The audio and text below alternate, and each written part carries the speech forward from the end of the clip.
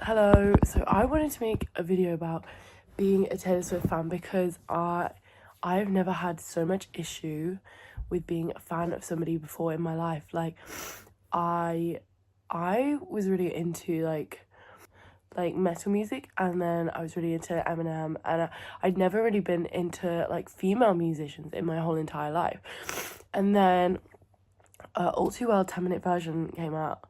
I'm also watching Taylor Swift live stream for her 100th show because everyone's saying something's gonna happen, but I just don't think it is. But anyway, All Too Well 10-minute version came out and it literally changed my life. I was like, who releases a 10-minute song and it's like a massive hit? I'd never seen that before, and I just never been interested in it. And then I watched that and I was like, oh wait. And I was also going through like a situationship at the time, and it like spoke to me. And I was, if I hadn't been through that, I would not be a Taylor Swift fan. But it's like it captures love and, you know, female emotions in a way I have never heard before, in such a feminine, like an abrupt feminine way, that it changed my view on music. And it made me get into pop, which, like, I love pop. I've always loved pop, but not as like harshly as I love it now. And it's like influences me in my life.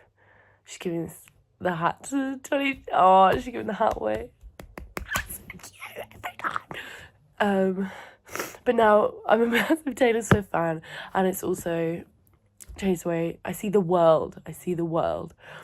But the thing is, with being a Taylor Swift fan, it's like when I first became a fan, like really, I was like, this is the beginning of a new life.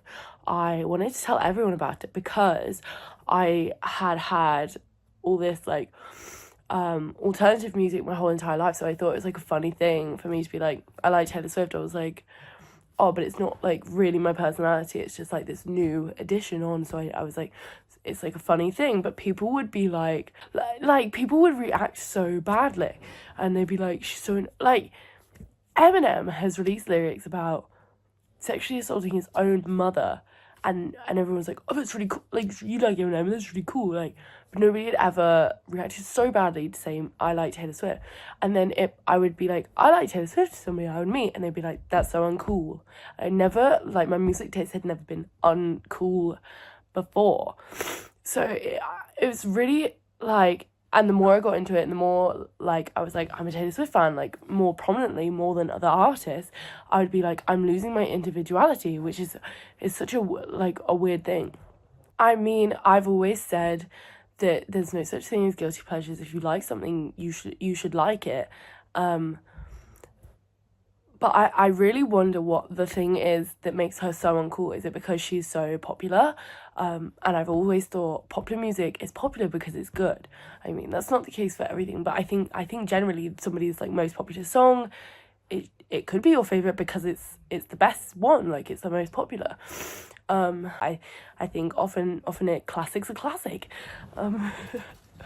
But is it also uncool because it's so feminine? Like, I would have before, if somebody had told me that they like Taylor Swift, I would have been like, oh, that they lack depth or like intellect, because you know, it's so poppy. And like something like Shake It Off is one of the best songs of all time, and I truly believe that. It might have some narcotics in the song because I love it. It makes me shake to my core. So good.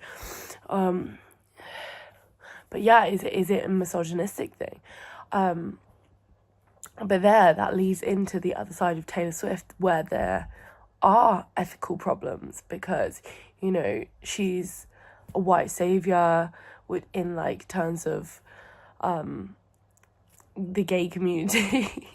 She doesn't speak up on political issues, and I don't really think artists have to speak, like, I think they're there to make music, but because she's the most famous person in the world, I mean, that's up to debate, but like, she's the most famous person in the world, she's kind of like a political figure. She's like this head figure that you're like, you should be speaking up on this issue. But she's a massive capitalist, like she's the biggest capitalist I know.